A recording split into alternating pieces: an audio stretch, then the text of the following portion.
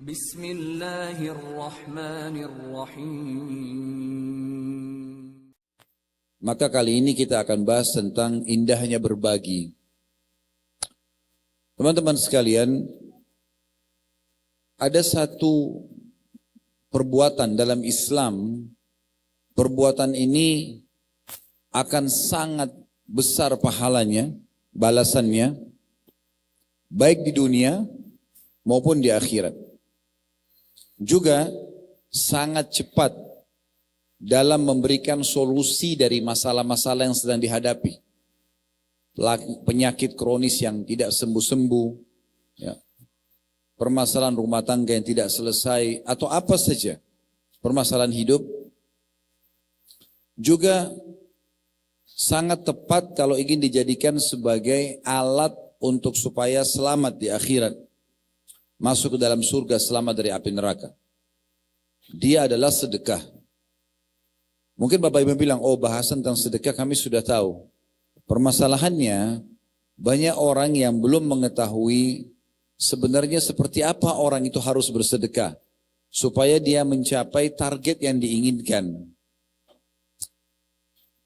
Bapak Ibu sekalian, sedekah itu kata Imam Nawawi rahimahullah, dalam salah satu statement beliau, disebut dengan istilah sedekah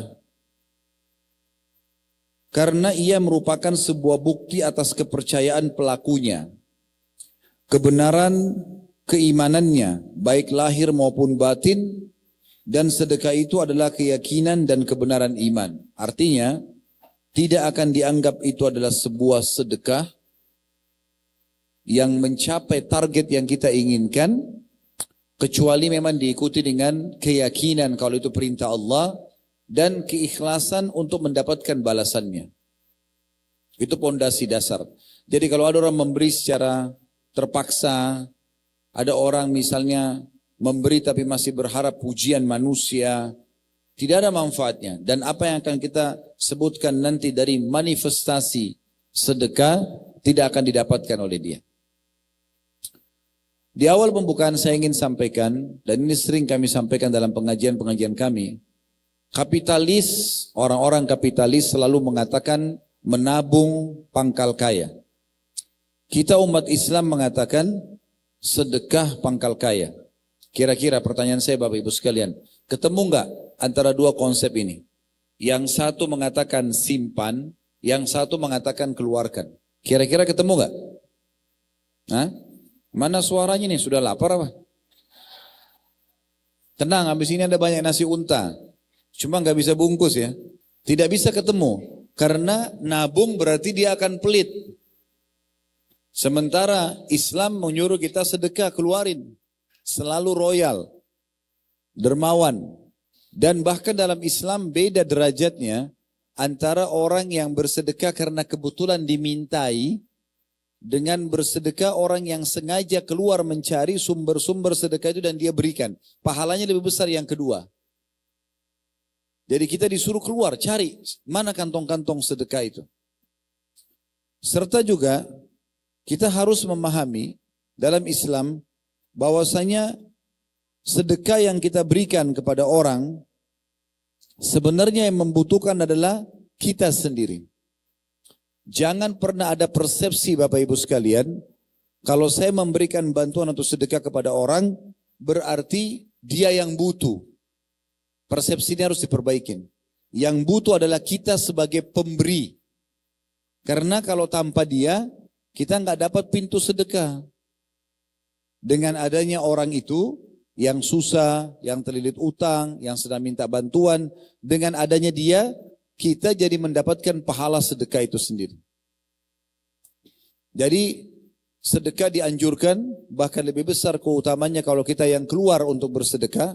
Plus lagi, kita harus menanamkan dalam diri kita sebagai seorang muslim, kalau kita lebih butuh dengan sedekah itu daripada orang yang menerimanya. Oleh karena itu para kaum salafus salih dulu, mereka kalau didatangi oleh orang miskin, orang yang minta, mereka tersenyum lebar. Mereka malah merasa ini adalah sebuah kebaikan yang Allah utus kepada mereka. Karena mereka bisa bersedekah. Kalau kita kadang-kadang sudah kedatangan orang, minta kita masih marah-marah. Menganggap ngapain orang ini minta-minta. Padahal sebenarnya dengan datangnya mereka berarti kita dapat peluang untuk bersedekah. Dicatatlah pahala oleh Allah Subhanahu wa taala. Abdullah bin Abbas, Abdullah bin Umar radhiyallahu anhu ajma'in, itu setiap hari di rumah mereka datang orang miskin minta-minta, mereka kasih. Di saat mereka tidak datang orang-orang miskin itu, maka para sahabat ini ridwanullah alaihim keluar untuk mencari mereka dan bersedekah kepada mereka. Perhatikan perkataan Fudail bin Iyad rahimahullah, seorang ulama tabi'in. Beliau pernah berkata pada saat dia mengemas beberapa harta yang dia ingin sedekahkan, kemudian dibagi-bagi kepada orang-orang yang datang, sudah habis semuanya, dia tersenyum lebar. Lalu dia mengatakan begini, mereka ditunjuk orang-orang yang miskin yang jalan membawa hadiahnya itu, telah menerima atau telah membawa perbekalan-perbekalan kami menuju ke akhirat tanpa upah sedikit pun, hingga mereka meletakkannya di atas timbangan di hadapan Allah Subhanahu wa taala. Jadi Fudail bin Iyad rahimahullah, seorang ulama tabi'in, berprinsip dasar kalau ada orang miskin yang datang minta atau ada orang miskin yang dia ingin beri kemudian menerima sedekahnya itu, maka dia menganggap itu sebuah prestasi yang luar biasa, karena bagi dia orang-orang miskin itu, orang yang menerima hadiah tersebut sedang membawa nilai sedekah itu ketimbangan amal tanpa diupah. Kenapa dia bahasakan tanpa diupah? Padahal sebenarnya orang miskin itu misalnya kita berikan 1 juta, kan dia bawa uang itu, ada dia dapatkan. Karena pandangan Fudail bin Iyad dengan keimanan Bapak Ibu sekalian. Artinya diambillah oleh orang miskin tersebut 1 juta yang kita bantukan kepada dia, lalu dia pakai untuk kebutuhan dirinya dia. Misalnya dia habiskan kebutuhan untuk dia, untuk kebutuhan anaknya, untuk kebutuhan istrinya, habis selesai.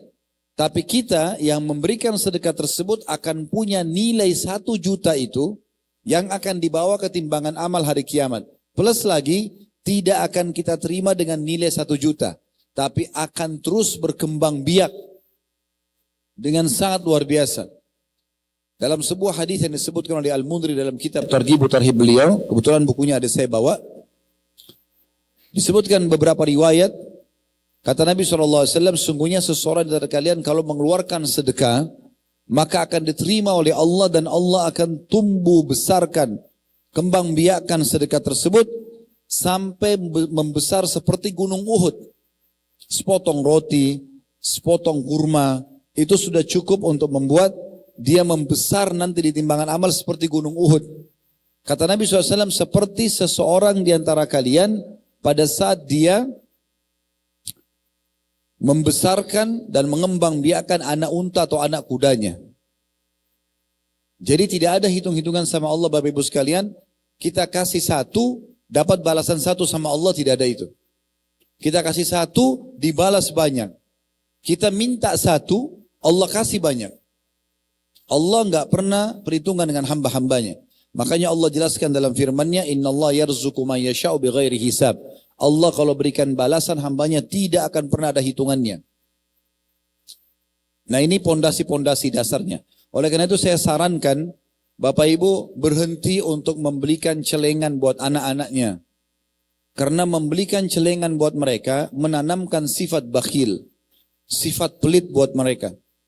Kapan Anda kasih ini nak ya, tabung ya, mulai hari itu sifat pelit dia tertanam. Kalau Anda punya anak 2, masing-masing diberikan celengan, masing-masing Anda kasih 10.000 rupiah, maka kalau si kakak pegang celengan adik atau adik pegang celengan kakak pasti marah. Bukan cuma itu, kita pun sebagai orang tuanya kalau pegang celengan si anak, dia akan marah. Dan perlu Anda ketahui, sifat bakhil di dalam Islam adalah dosa besar. Dosa besar, bukan cuma dosa. Anda bakhil, pelit, itu dosa besar. Imam Az-Zahabi rahimahullah masukkan dalam buku beliau kitab Al-Kabair, al-bakhil atau pelit adalah dosa besar. Begitu juga dengan Syekh Muhammad Munajjid, Syekh Muhammad bin Al-Wahhab, orang-orang yang menulis buku tentang kitab membahas dosa-dosa besar, memasukkan sifat bakhil dalam kategori dosa besar. Karena ada banyak sabda-sabda Nabi SAW yang menghardik itu. Di antaranya beliau mengatakan penyakit jiwa apa yang mengalahkan sifat bakhil. Juga dalam akhir kalau tidak salah akhir surah Muhammad ya, sallallahu alaihi wasallam itu dijelaskan tentang ancaman bagi orang-orang yang bakhil. Dan cukup banyak tentunya ancaman-ancaman dalam Islam berhubungan dengan masalah ini. Jadi yang benar kalau Bapak Ibu kasih uang jajan sekolah buat anaknya, nah nanti kalau istirahat, ya traktir teman kamu ya, belikan dia. Ada teman yang tidak mampu, sampaikan ke ayah ya, sampaikan ke ibu ya. Mungkin ada yang baju sekolahnya, ya, cuman satu, mungkin ada yang sepatunya robek temannya, biarin dia ceritakan lalu kita bantu. Biasakan kalau lihat orang miskin di pinggir jalan, Anda ajarkan anak-anak untuk terbiasa memberikan sedekah. Saya pernah praktekin ini, hampir setiap jalan di jalanan bersama anak-anak di Jakarta, Masya Allah, mereka ingatkan, abati itu kayak ayah ya, saya dipanggil abad. Itu ada orang miskin. Masuk ke masjid saya ajak dari kecil mereka, masih 2 tahun, 3 tahun, masih kecil. Mereka biasanya saya pegangin uang, masuk di celengan masjid. Jadi mereka sudah tertanam di benaknya, kalau ada kotak amal membantu. Itu yang harus kita tanamkan. Jangan suruh nabung.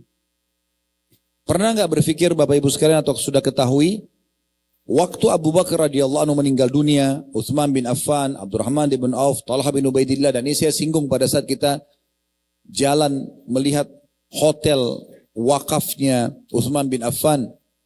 Harta mereka pada saat mereka meninggalkan harta nilainya ratusan miliar kalau sekarang. Istri dapat sekian puluh miliar, anak-anaknya dapat sekian puluh miliar masing-masing. Luar biasa. Pertanyaannya, apakah itu hasil tabungan mereka semasa hidup mereka? Jawabannya tidak. Sama sekali tidak. Yang terkumpul di gudang-gudang harta mereka, kalau Anda kembali ke buku-buku sejarah, adalah beberapa hari dari hasil pendapatan mereka sebelum mereka meninggal dunia. Karena rutinnya bersedekah, maka gudang harta mereka tidak pernah habis. Tidak pernah habis. Jadi persepsi ini harus diperbaikin nih. Kalau kapitalis, saya punya uang 100 juta, saya keluarin 10 juta, sisa 90 itu hitungan kapitalis. Islam tidak begitu. Keluarin 10 juta, akan datang gantinya berlipat-lipat ganda. Coba perhatikan firman Allah SWT dalam surah Saba. Surah nomor 34 ayat 39. Potongan ayatnya, وَمَا أَنْفَقْتُمْ مِنْ شَيْءٍ فَهُوَ يُخْلِفُ. Apapun yang kalian infakkan di jalan Allah, maka Allah akan gantikan. Allah akan gantikan. Al-Layth ibn Sa'ad rahimahullah, seorang tabi'in yang lain berkata, barang siapa yang telah mengambil dariku sebuah hadiah atau suatu sedekah, maka hak dirinya atas diriku adalah lebih besar daripada hak diriku atas dirinya. Karena dia telah menerima apa yang aku korbankan untuk Allah. Perhatikan mereka memahami bagaimana. Kalau seandainya bahasa, tadi kan letter-letternya ya, kalau bahasa penjelasannya, kata Al-Layth bin Sa'ad rahimahullah, kalau ada orang yang terima sedekahku, maka dia lebih berhak terhadap diriku daripada aku terhadap dirinya. Maksudnya lebih pantas aku hormatin, lebih pantas aku muliakan. Kenapa? Karena orang yang menerima sedekahku telah menerima apa yang aku korbankan untuk Allah. Tanpa mereka kita nggak bisa dapat pahala sedekah itu. Kenapa ada orang teman-teman kalau orang miskin datang masih ditolak? Kenapa ada orang kalau orang miskin lewat lampu merah tidak mau buka jendelanya, ataupun buka jendela dikasih duit dengan 2 jarinya jepit uang kecil? Karena dia berpikir orang ini butuh pada dia. Ini keliru. Ini yang salah. Anda harus tanamkan kalau Anda butuh, lebih butuh dari sedekah Anda daripada orang tersebut. Ini poinnya. Ali bin Abi Thalib mengingatkan kepada kita dalam statement, kalau ada orang yang dititipkan harta, dan Masya Allah Bapak Ibu sudah di sini, Allah sudah titipkan amanah harta itu. Bagaimana kita harus bermuamalah dengan harta kita? Kata beliau, barang siapa yang diberikan suatu harta oleh Allah, maka hendaknya ia menyambung kekerabatan. Ingat kerabat-kerabat kita, silaturahim dengan mereka, bantu yang susah di antara mereka. Kemudian memperindah jamuan untuk tamunya. Kalau ada tamu, kasih makanan yang terbaik, minuman yang terbaik, layani dengan baik. Sampai sebagian salaf juga mengatakan, aku menyiapkan makanan kesukaan 10 orang sahabatku, lebih aku cintai daripada semalam suntuk aku sholat malam. Karena memberi makan pahalanya besar. Lalu beliau mengatakan, menolong seseorang yang membutuhkan, itu hak dari harta kita. Jadi jangan malah setelah punya uang, kita nggak mau bantu orang. Ini gambaran Islam tentang orang pemilik atau harta yang dimiliki oleh seseorang. Kemudian membebaskan tawanan, membantu orang yang terputus jalan, orang-orang fakir miskin, para mujahidin, dan tadi itu berbagi sama orang. Dan ingat, ini bahasa Ali radhiyallahu anhu. Dan dia bersabar dengan musibah yang menimpa hartanya. Apa maknanya? Tidak ada orang, teman-teman sekalian, punya harta kemudian tidak punya masalah di hartanya. Pasti ada masalah. Ada orang utang gak bayar, investasi mungkin rugi, itu biasa. Itu ujiannya. Harus sabar. Gak semuanya mulus-mulus begitu saja. Gitu kan. Berapa banyak orang yang utang sama kita gak mau bayar. Berapa banyak kita investasikan harta, ditipu, pergi orangnya. Atau usahanya bangkrut. Lalu beliau mengatakan, semua itu karena perkara-perkara tadi yang tersebut akan memperoleh kemuliaan dunia dan akhirat. Perhatikan teman-teman statement yang lain dari para ulama berhubungan dengan masalah sedekah. Dan kita sudah berikan judul indahnya berbagi supaya kita selalu ingin mau berbagi. Enggak perhitungan lagi. Ingat pondasi-pondasi dasarnya tadi ya. Sedekah perintah Allah Subhanahu wa taala, persepsinya harus kita tanamkan, kita lebih butuh dengan sedekah tersebut daripada penerimanya. Ya. Umar radhiyallahu anhu mengatakan begini tentang sedekah. Sesungguhnya amal-amal itu berbangga satu sama yang lain. Dan sedekah akan berkata, akulah yang paling baik di antara kalian. Abdul Aziz bin Umair rahimahullah berkata, salat itu akan menyampaikan dirimu ke setengah perjalanan hidupmu. Puasa itu akan menyampaikan kamu ke depan pintu istana sang raja. Allah Subhanahu wa taala, sedangkan sedekah akan menyampaikan dirimu ke hadapan sang raja itu. Salat perjalanan. Puasa akan membawa kita sampai ke pintu gerbang istana raja. Sedekah yang membawa ke depan raja itu. Allah Subhanahu wa taala. Ibnu Abil Ja'ad berkata rahimahullah, sesungguhnya sedekah itu benar-benar menghilangkan 70 pintu keburukan. Jadi sebagian salaf itu seperti Abdullah bin Abbas radhiyallahu anhu, beliau kalau minta doa kepada Allah dan belum diijabah, maka yang beliau lakukan adalah keluar bersedekah. Cari kantong-kantong sedekah keluar, lalu beliau mengatakan, aku berharap dengan ini doaku diijabah. Ada orang datang kepada Abdullah bin Mubarak rahimahullah, lututnya bernanah sudah 7 tahun. Tidak sembuh-sembuh. Sudah berobat sana sini. Lalu kemudian minta saran kepada beliau. Kata beliau, coba cari komunitas muslim yang membutuhkan sumur. Gali sumur untuk mereka manfaat umum, niatkan itu tawasul, ya, menjadikan perantara antara kamu sama Allah. Amal sedekah tadi. Maka orang itu lakukan, akhirnya sembuh penyakitnya. Ibnu Abil Jad mengatakan sesungguhnya sedekah itu benar-benar menghilangkan 70 pintu keburukan. Kemudian Yahya bin Mu'ad berkata, tidaklah saya menemui dan mengetahui suatu biji dalam amal, nilainya kecil, yang akhirnya mengimbangi gunung-gunung menjadi besar, seperti sedekah. Asy-Sya'bi berkata, barang siapa yang tidak memperlihatkan bahwa dirinya lebih butuh kepada sedekah itu, ganjaran sedekah, daripada seorang fakir yang butuh kepada sedekah itu sendiri, maka dia telah membatalkan sedekahnya. Ini kata Asy-Sya'bi.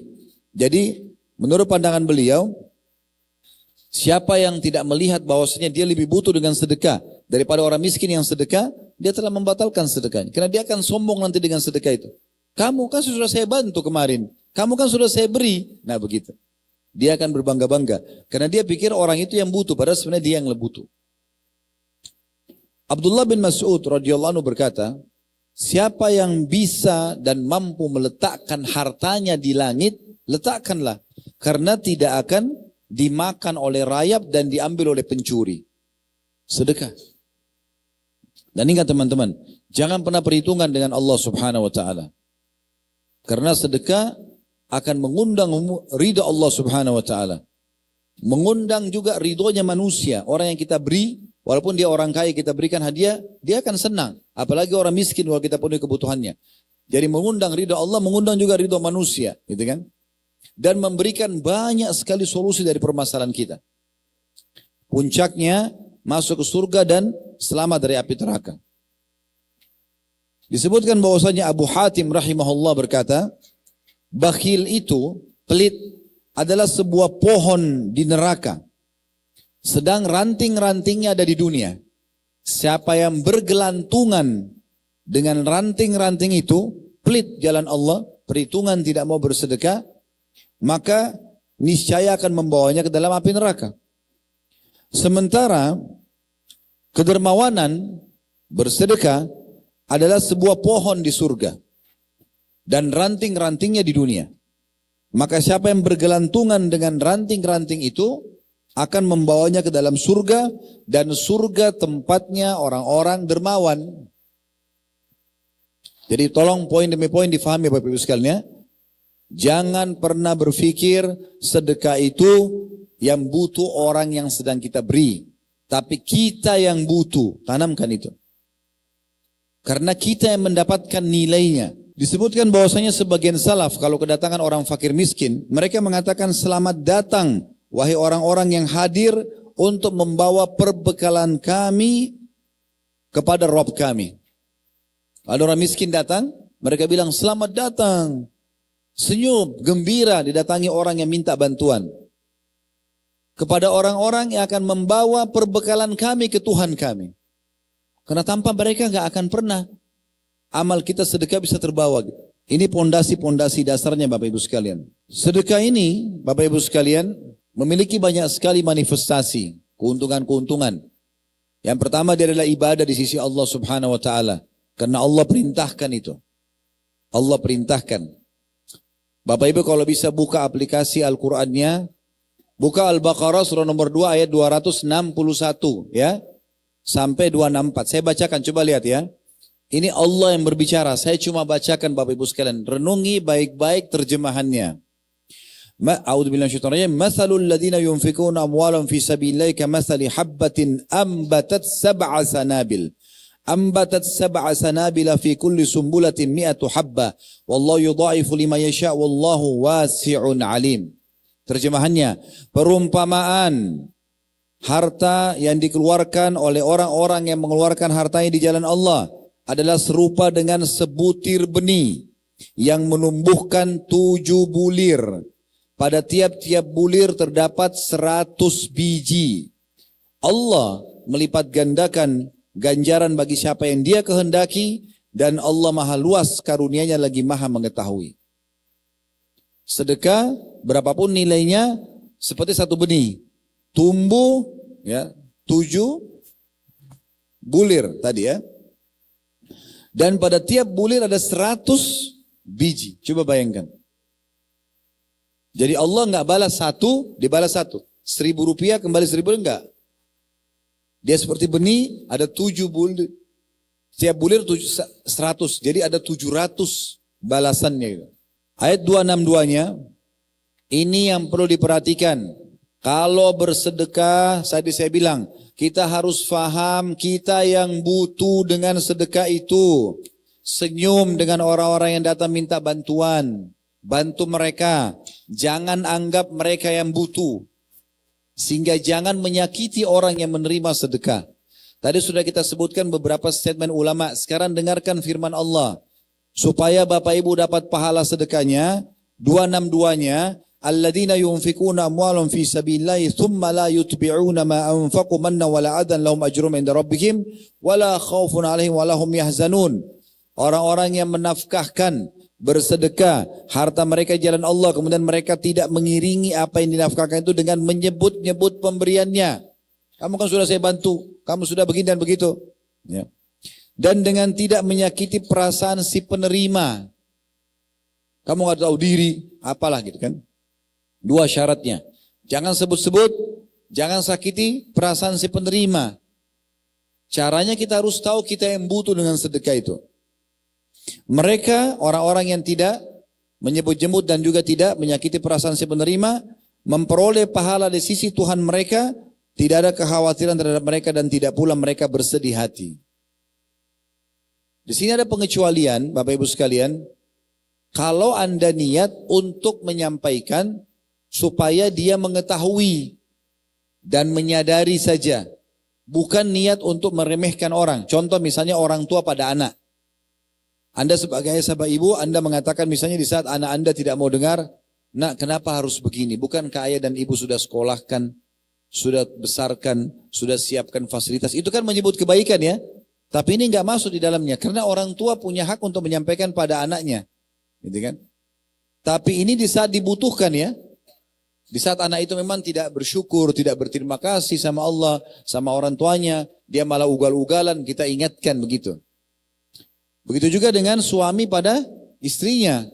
Dia sudah berikan uang nafkah, kalau dia mengatakan, kalau istri minta uang lalu dia mengatakan, kan sudah saya kasih kemarin. Misal, kemarin kan baru saya kasih sekian, kenapa kok minta lagi misal. Dia kan tujuannya untuk cross check, kenapa? Bukan tujuannya untuk menyakiti perasaan ya. Beda kalau dibalik kasusnya. Sebenarnya tidak ada apa-apa istri Anda mengatakan, kau kan sudah saya kasih, masa nggak terima kasih sih? Tanpa ada sebab. Kalau istrinya memang nusyud, membangkang, menyalahgunakan uang yang sudah diberikan, lalu kemudian dia ingatkan itu berbeda. Begitu juga dengan pemerintah kepada masyarakat. Pemerintah sudah buatkan fasilitas umum, jembatan, jalan, bangunan. Tolong ya, masyarakat Indonesia jaga ini ya. Sebagai amanah, kan itu perbuatan dia sudah kerjakan. Tapi dia sebutkan supaya masyarakat menjaga bersama-sama. Itu beda, ya. Jadi di sini lebih kepada orang yang individual, yang antum bantu, kita bantu lalu kita mengatakan, ya kamu kan sudah saya bantu, tanpa sebab, hanya untuk menyakiti perasaan mereka, ini tidak boleh. Ayat 263-nya memberikan gambaran kepada kita, kalau seandainya ada orang minta dan kita tidak mampu, atau belum sempat kita memberikan karena keadaan dan situasi tidak memungkinkan, maka Allah menggambarkan di ayat 263-nya apa yang harus kita lakukan. Qaulun ma'rufun wa maghfiratun khairum min sadaqatin yatba'uha adza wallahu ghaniyyun halim. Perkataan yang baik, santun, maaf ya saya belum bisa bantu misalnya. Dan permintaan maaf lebih baik daripada sedekah yang diiringi dengan sesuatu yang menyakitkan perasaan si penerima. Ketahuilah yang menyuruh kalian sedekah Allah yang maha kaya lagi maha penyantun. Perhatikan ayat demi ayat ya. Selanjutnya 264-nya Allah mengatakan ya ayyuhalladzina amanu la tubtilu sadaqatikum bil manni wal adha kalladhi yunfiqu ma'lahu riya'an nasi wa la yu'minu billahi wal yawmil akhir. Famathaluhu kamathali safwanin 'alayhi turabun fa asaba wabilun fatarakahu salda la yaqdiruna 'ala syai'in mimma kasabu wallahu la yahdil qaumal kafirin.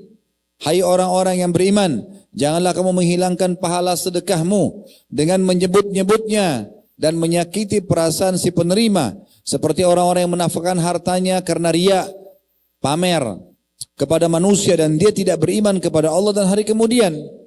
Maka perumpamaan orang itu seperti batu licin, di atasnya ada tanah, batu yang licin ditaburi tanah di atasnya.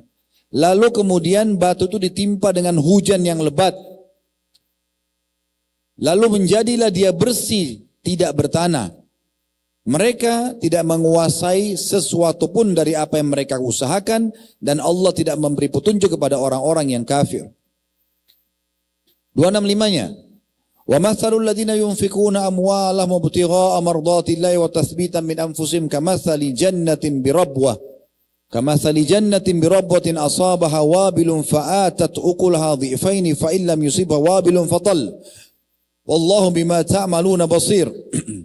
Perumpamaan orang-orang yang membelanjakan hartanya karena mencari keridhaan Allah dan untuk keteguhan jiwa mereka. Orang yang mau mencari ridha Allah dan untuk menguatkan iman mereka supaya sifat bakhilnya juga hilang. Seperti sebuah kebun yang terletak di daratan tinggi yang disiram oleh hujan lebat. Maka kebun itu menghasilkan buahnya 2 kali lipat. Jika hujan lebat tidak menyiraminya, maka hujan gerimis pun memadai. Dan Allah maha melihat apa yang kamu perbuat. 266-nya.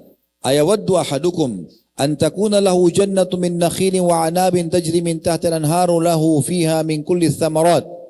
lahu fiha min kulli thamarati wa asabahu al-kibaru wa lahu dhurriyyatun du'afa fa asaba yasarun fi narun fahtarakat. Kadzalika yubayyinullahu lakumul ayati la'allakum tatafakkarun. Apakah ada salah seorang di antaramu yang ingin mempunyai kebun kurma dan anggur yang mengalir di bawahnya sungai-sungai? Dia mempunyai dalam kebun itu segala macam buah-buahan. Kemudian datanglah masa tua pada orang itu sedang dia mempunyai keturunan yang masih kecil-kecil. Kebun itu ditiup angin keras dan dia mengandung api, lalu terbakarlah. Demikianlah Allah menerangkan ayat-ayatnya kepada kamu supaya kamu memikirkannya. Ayat 267-nya, ya ayyuhalladzina amanu anfiqu min thayyibati ma kasabtum wa mimma akhrajna lakum minal ard wa la tayammamul khabitha minhu tunfikuna wa lastum biakhidhi illa an tughmidu fi wa'lamu anna Allah ghaniyyun hamid. Ini detail sekali ya. Perhatikan terjemahannya. Allah bicara kepada kita sudah 1400 tahun yang lalu, sekarang pun seperti Allah sedang bicara sama kita. Allah bilang, hai orang-orang beriman, nafkahkan, keluarkan, sedekahkan di jalan Allah sebagian dari hasil usahamu yang baik-baik dan sebagian yang kami keluarkan dari hasil bumi buat kalian. Apapun sifatnya, tambang, ya, atau mungkin tumbuh-tumbuhan, ya, yang keluar buah-buahannya ditanam di tanah.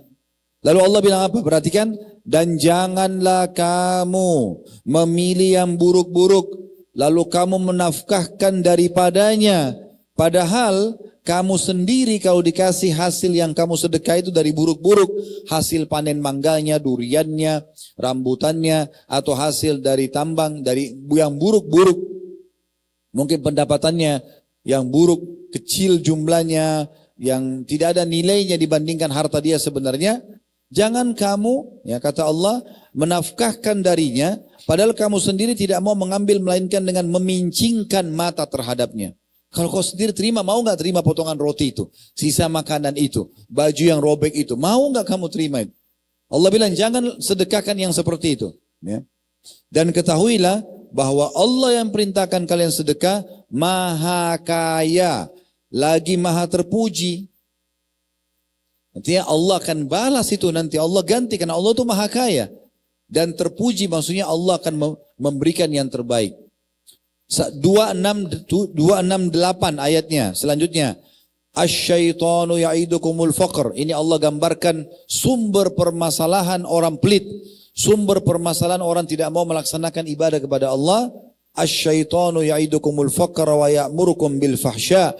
Wallahu ya'idukum magfiratan minhu wa fadla. Wallahu wasi'un alim. Syaitan menjanjikan atau menakut-nakuti kamu dengan kemiskinan. Jangan keluarkan, nanti kamu mau makan apa? Nanti kamu begini dan begitu. Diancam-ancam, ditakut-takuti oleh syaitan. Kalau sedekah nanti jadi miskin. Dan menyuruh kamu berbuat kejahatan. Lihat terjemahannya. Fahsya di sini kejahatan, kekejian adalah bakhil. Pelit. Kikir. Sedang Allah menjanjikan dengan sedekah itu untukmu ampunan darinya dan karunia, balasan, rezeki. Dan Allah maha luas karunianya lagi maha mengetahui. Ya Allah kalau balas itu luar biasa.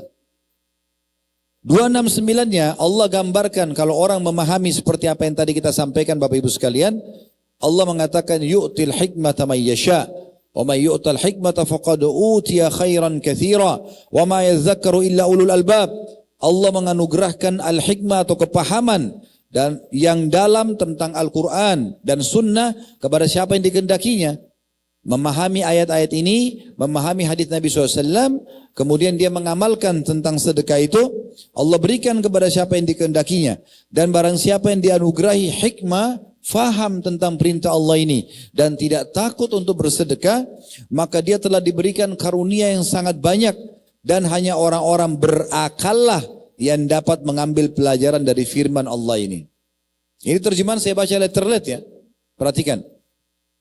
270-nya.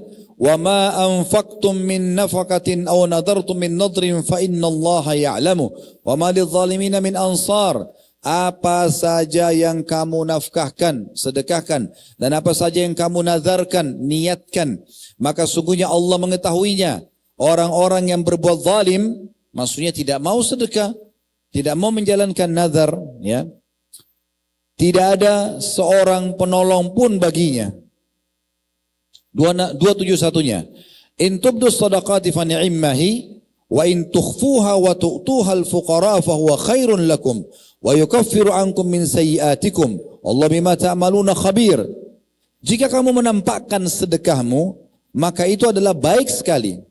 Jika kamu menyembunyikannya dan kamu berikan kepada orang-orang fakir, maka menyembunyikannya itu lebih baik bagimu. Dan Allah akan menghapuskan dari kamu sebagian kesalahan-kesalahanmu, dan Allah mengetahui apa yang kamu kerjakan. Boleh enggak sedekah terang-terangan? Boleh. Tinggal jaga kontrol niatnya kan. Sekarang kita lagi di pinggir jalan, orang miskin minta. Masa kita tunda? Saya kalau kasih nanti ria. Enggak, jangan. Boleh kasih terang-terangan, yang penting kontrol niat kita. Tapi kalau sudah terlanjur ada yang kita kasih diam-diam, transfer tanpa ada orang tahu, ya rahasiakan. Allah mengatakan, Allah maha tahu apa yang kalian kerjakan.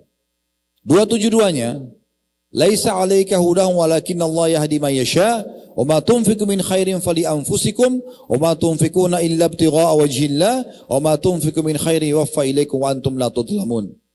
Bukanlah kewajibanmu hai Muhammad menjadikan mereka mendapat petunjuk.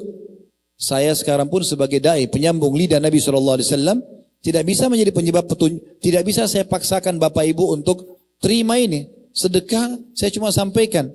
Yang mau terima amalkan alhamdulillah. Yang tidak mau amalkan tidak mungkin kita paksakan. Allah bilang juga kepada Nabi Muhammad SAW ya, dan diikuti oleh para dai-dai dan ulama untuk menyampaikan ini. Bukan kewajiban menjadikan mereka mendapat petunjuk, tetapi Allah lah yang memberi petunjuk atau memberi taufik kepada siapa yang dikehendakinya. Ini semua masih ayat sedekah ya. Jadi Allah sedang menyinggung sedekah. Kalau ada orang faham apa yang kami sampaikan, lalu dia termotivasi mau sedekah, itu petunjuk dari Allah. Dan dikatakan, dan apa saja harta yang baik yang kamu nafkahkan di jalan Allah, maka pahalanya itu untuk kamu sendiri. Pahalanya, balasannya hanya untuk kamu sendiri. Dan janganlah kamu membelanjakan sesuatu melainkan karena mencari keridhaan Allah, bukan karena riya. Cari agar Allah balas. Dan apa saja harta yang baik yang kamu nafkahkan, niscaya kamu akan diberi pahala yang dengan pahalanya dengan cukup, sedang kamu sedikit pun tidak akan dianiaya.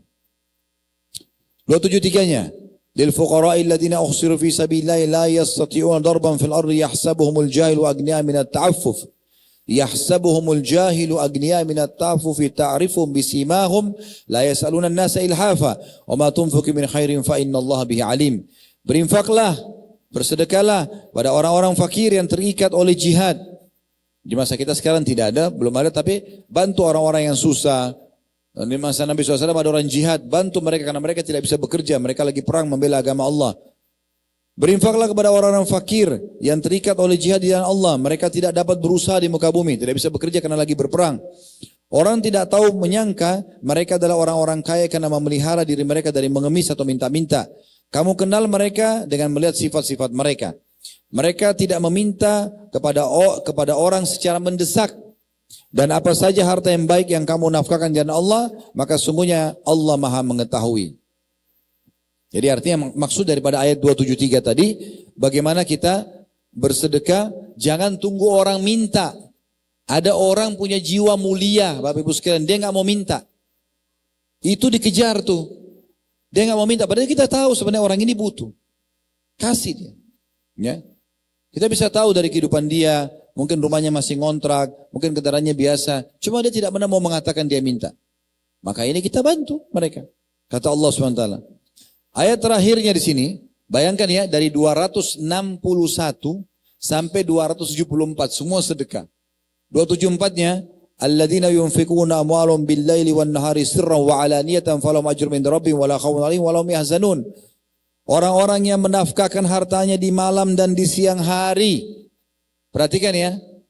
Maksudnya malam hari semalam suntuk, siang hari dari pagi sampai malam lagi. Sepanjang hari bersedekah. Orang-orang yang menafkahkan hartanya di malam dan siang hari secara sembunyi-sembunyi dan terang-terangan, maka mereka mendapat pahala di sisi Tuhan mereka, tidak ada kekhawatiran terhadap mereka dan tidak pula mereka bersedih hati. Ada kan sebagian orang, Bapak Ibu pernah lihat, rasa nggak kita pas lewat di satu masjid dekat rumah kita, biasanya kena butuh bantuan taruh kotak amal pinggir jalan. Pernah lihat ya? Baik, sekarang kita lewat nih pagi hari pergi kantor. Kita jumbang 100.000 rupiah, 50.000 rupiah, 10.000 rupiah.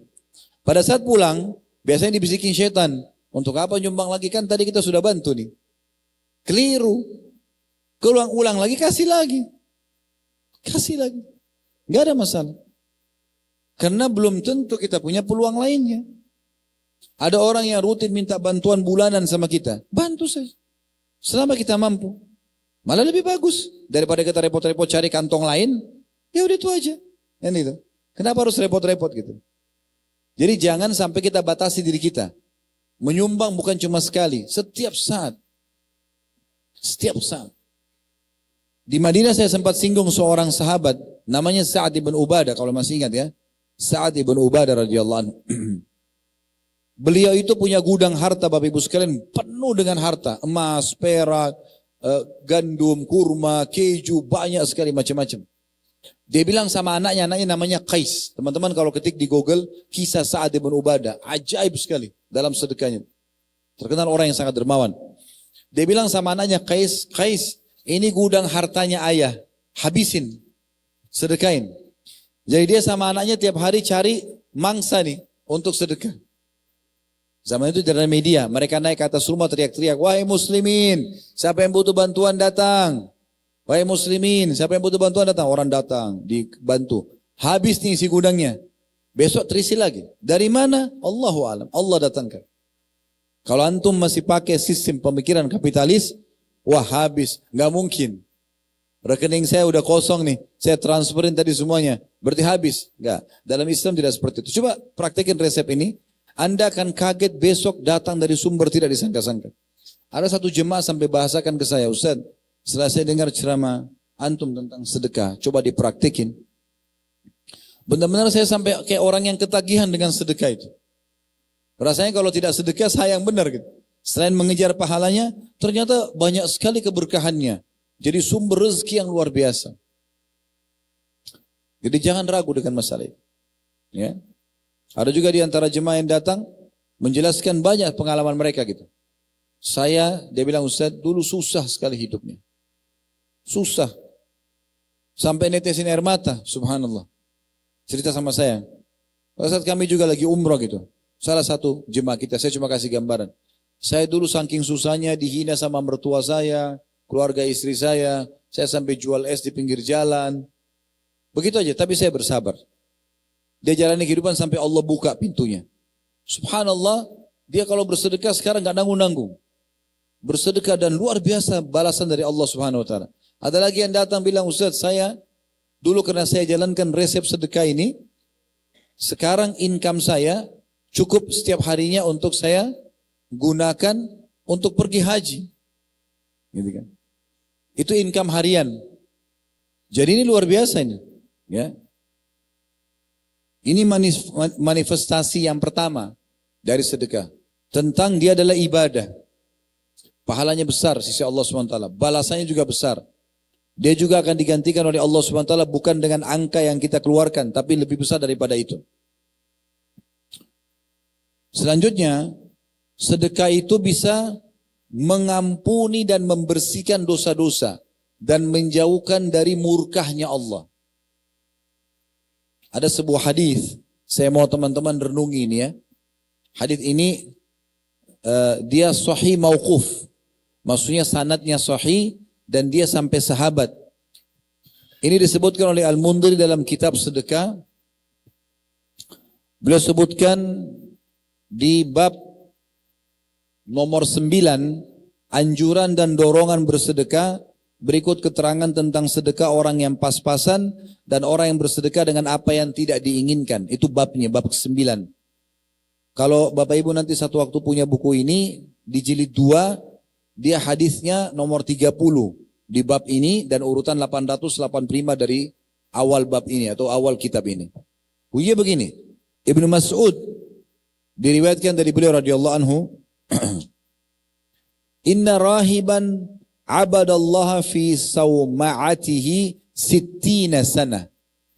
Sesungguhnya ada seorang ahli ibadah di masa dulu, dia beribadah kepada Allah di kuilnya, karena ini belum di masa Islam, di kisah sebelum kita, 60 tahun beribadah kepada Allah, 60 tahun.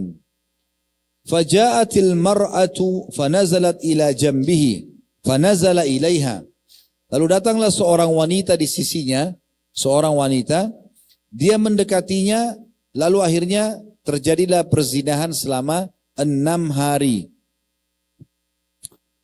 Fawaqa'aha 6 layali, dia menggaulinya selama 6 malam, thumma suqita fi yadihi. Kemudian kebongkar perbuatannya itu. Faharab, kemudian dia melarikan diri. Fa'ata masjidan, lalu dia mendatangi sebuah tempat ibadah. Fa'awa fihi thalathan, lalu dia bermalam di tempat itu selama 3 hari. La yat'amu fihi syai'a, dia tidak punya makanan sedikit pun selama 3 hari itu. Fa'ata biraghifin, lalu dia diberi sepotong roti sedekah dari orang. Fakassaraha, lalu dia membelahnya menjadi 2 bagian. Fa'ata rajulan an yaminihi nisfahu, lalu dia memberikan kepada seseorang laki-laki di sebelah kanannya. Wa'ata akhara an yasari nisfahu, lalu dia berikan lagi setengahnya kepada orang yang di sebelah kirinya. Jadi dia dapat roti, sudah 3 hari dia nggak makan, roti itu dibagi 2, dikasih seorang sebelah kanan sebelah kiri. Dia sendiri tidak punya. Faba'athallahu ilaihi malakal maut faqabada ruha, lalu Allah utus kepadanya malaikat maut, lalu dicabutlah ruhnya dia. Fawudi'atis sittuna fi kiffah, lalu ditaruhlah ibadahnya dia yang 60 tahun tadi di timbangan. Wawudi'atis sittu fi kiffatin farajahat, lalu ditaruhlah zina 6 harinya di timbangan sebelahnya, maka zinanya 6 hari mengalahkan ibadahnya 60 tahun.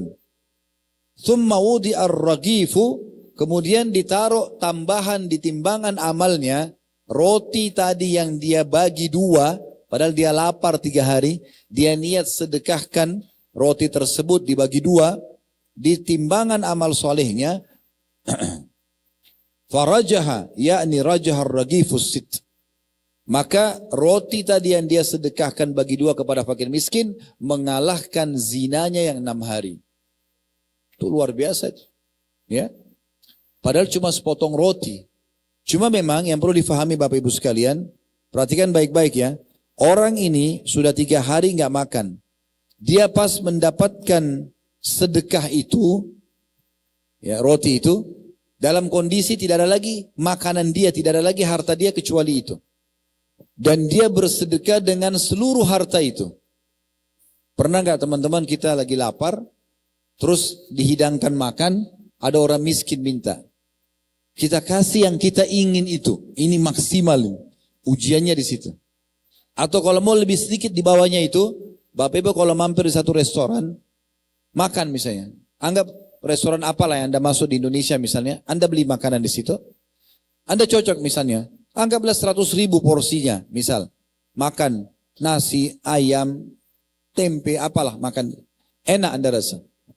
Pernah nggak Anda lakukan beli porsi yang sama yang kita makan, kasih ke tukang parkirnya.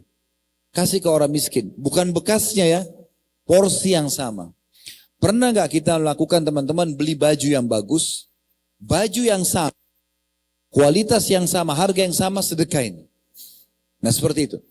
Itu akan sangat maksimal. Ya, karena kita bersedekah dengan yang terbaik yang kita miliki. Disebutkan juga dalam sebuah riwayat, kita akan bicara tentang masalah sedekah itu akan membersihkan dosa-dosa. Ya. Mengeluarkan orang dari permasalahan hidupnya. Disebutkan dalam sebuah hadis, kata Nabi SAW,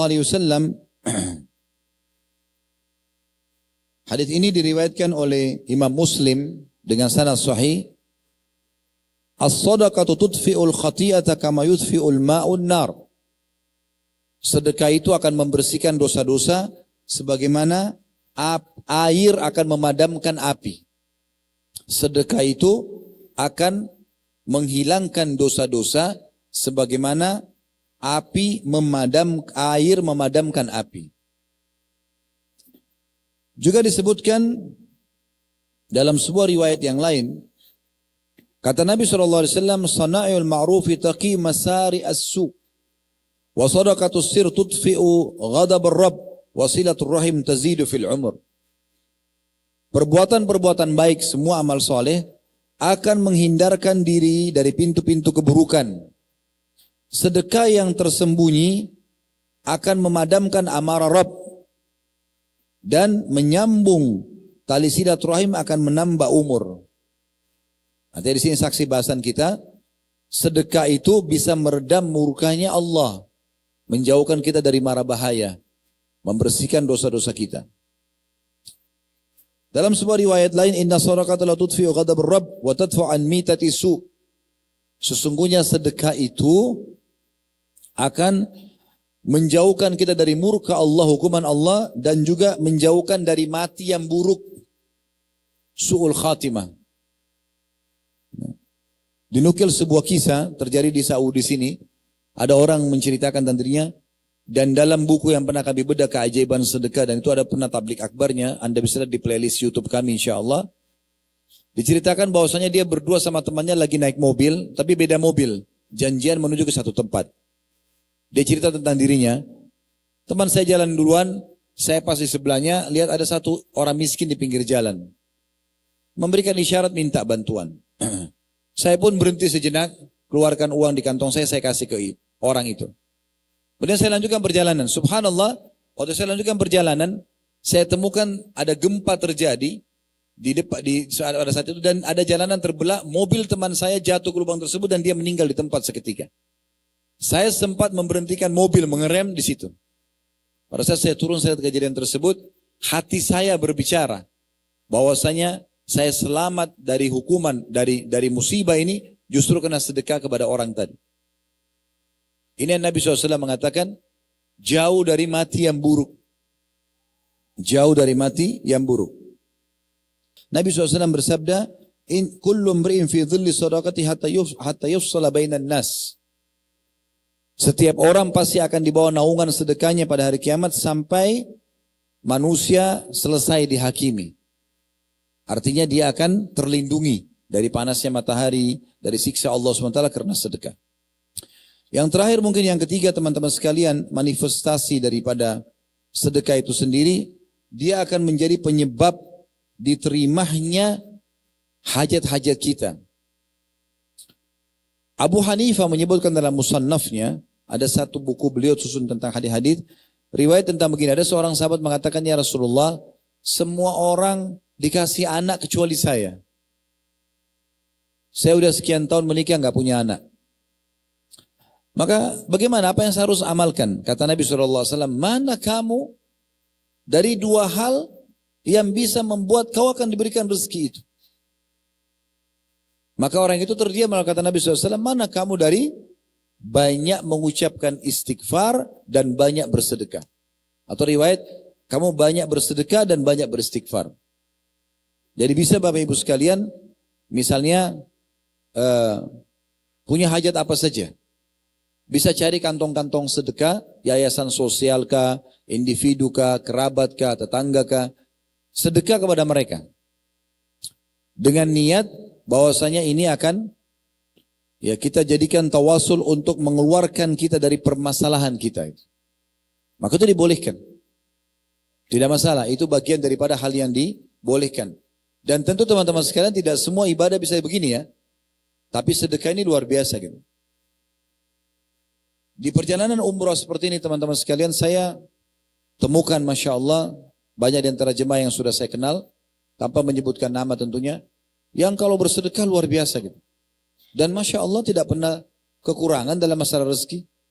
Sebaliknya orang-orang yang banyak perhitungan di jalan Allah SWT, tidak ada royalitasnya kepada Allah, maka hanya sebentar harta itu di tangannya.